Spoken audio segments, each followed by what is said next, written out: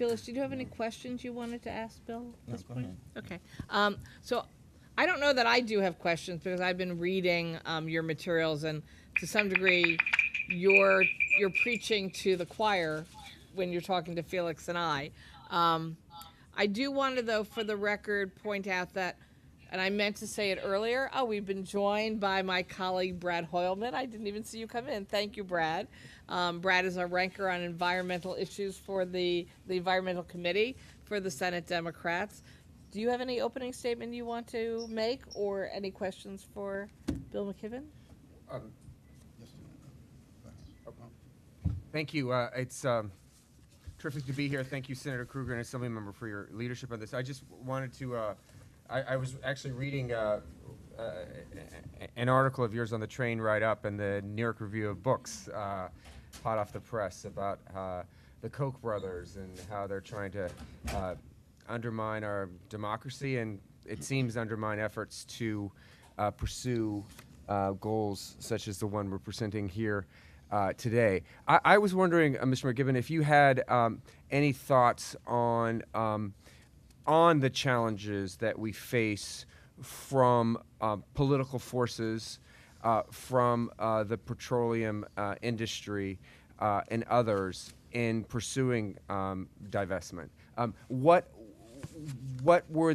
did the opposition look like in California? What does it look like on college campuses? Very good question, Senator. And it goes to an important part of all of this. You know, if there are people who say from time to time, oh, think of the fossil fuel industry as just kind of a neutral thing that services our demand for fossil fuel. There's something to that. I mean, we all use fossil fuel and we need to use less, and we're working in that direction. But the fossil fuel industry is in no way a neutral part of this game. They are the biggest players in our political system, and they've used the fact that they're the richest industry on earth, place after place, time after time, to get their way in terms of policy. I mean, think about the fact that pretty much every economist, left, right, and center, for a quarter century has said, you know, we need a price on carbon to reflect the damage it does in the atmosphere. The reason we don't have one is because companies like Exxon are so actively involved in our political system and putting so much money into it. The Koch brothers, to give the most current example, are the biggest oil and gas barons in the United States. Taken together, they're the richest man on earth. They've said they will spend $700 or $800 million of that wealth this year in our political contests. They're doing it because they understand, just as the scientists do, what the situation is, and they know that that wealth is at threat if people take wise action to deal with the science in front of them. So that's the opposition, and it raises and points out the irony. I remember at the very beginning of this divestment campaign 4 years ago, the very first public official to come on board was the mayor of Seattle, who pledged that his city would divest. And he said, it makes no sense for us. We're spending a small fortune building new seawalls and things to keep the oceans from overtaking us. It makes no sense for us to be investing our money in the companies that, because of their business practices and because of their political practices, make those investments mandatory. And of course, it makes even less sense when you realize that you're losing money with those investments anyway. Thank you. Thank you. Thank you very much, Bill. Appreciate it. Do you have any specific questions, Felix?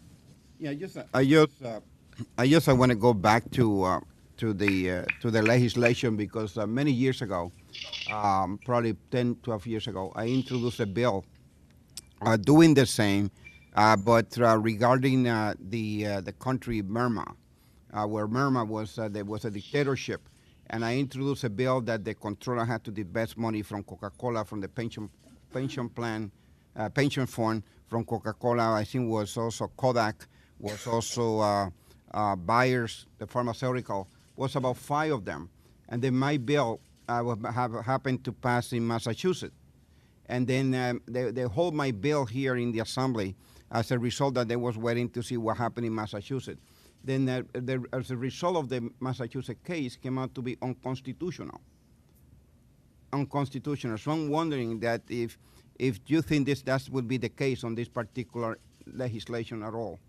No, I don't think there's any constitutional worry about divesting here. It's not like it's a radical step at this point. Many jurisdictions have taken this step, and there's been no constitutional challenge to them. In fact, increasingly, there are financial experts who are saying it may actually be a kind of fiduciary duty to take the idea of divestment very seriously.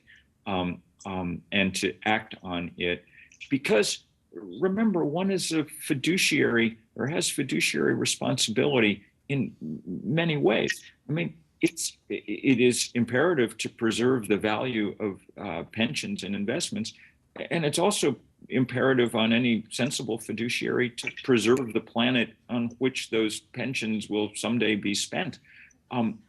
So the legal momentum, I think, is moving very strongly in the direction of this. And you can even see signs of that legal momentum there in Albany. The fact that Attorney General Schneiderman has mounted an aggressive investigation of ExxonMobil makes it highly ironic that that's the third largest investment in the state's retirement portfolio. In fact, ironic may be too weak a word for it. So I think that there are many good legal and policy reasons that add to the financial and above all moral reasons for taking this step.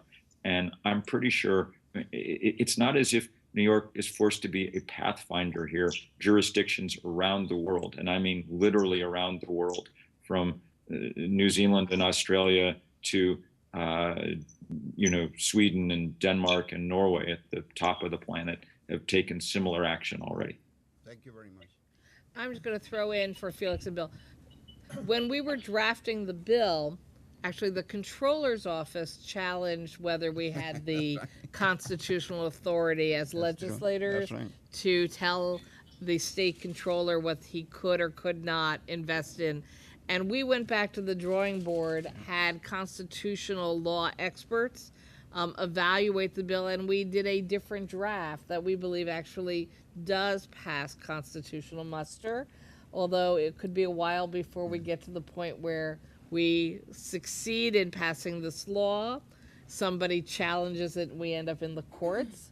But of course, I know that Felix and I both feel fairly strongly, if the controller's office just wants to go ahead and do this before we get a law done, That's right. we're okay with that. We would all be fine with New York State divesting from fossil fuels without needing a law and lawsuits. And that brings me to what I meant to announce at the beginning and I failed to, which is, of course, we don't have representatives of the state controller's office with us today, but not for lack of interest or willingness to do so. The one day that really worked for Felix and I and the scheduling of rooms in this building was today. The one day that really didn't work for the controller's office was today. So they have already submitted, as I think many people have seen, a letter of response from December 30th. Felix and I submitted follow-up questions to the controller's office, which they said they would be happy to get us answers on. And we have agreed to do a follow-up forum, probably in New York City for geographic diversity, and probably towards the end or after session, where we will find a date that the controller's office can and will be with us. So while we are still in discussions and even debate about who can tell the controller what he can invest in, we continue the open dialogue with that office, and they continue, again, to take actions that move us down the road to divesting from fossil fuels. So I wanted to be on record with that and not have people think, why isn't the controller's office here? We invited them. They said, yes, this date really didn't work, but we needed to stick with this date. I'm going to move. I want to thank you very much, Bill, for being Thank with you, us Bill. today. Thank you. And we're going to move. I want to highlight. Oh, hello. How are you? Thank you. We're joined by Senator Passat, Roxanne Passat from Brooklyn. Thank you for being with us.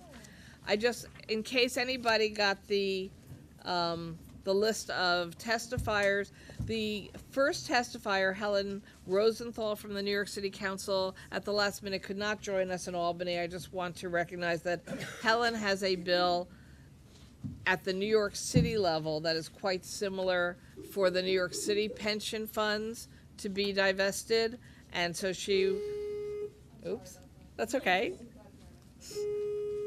Uh-oh. We getting her there? No, Helen wasn't going to be by Skype. She just wanted to be on record that she very much supported our legislation and that she was hoping that, like the state controller, the city controller, and there it's a different because they have actual boards of people who decide things, that the city would be going down a similar road for its pension funds.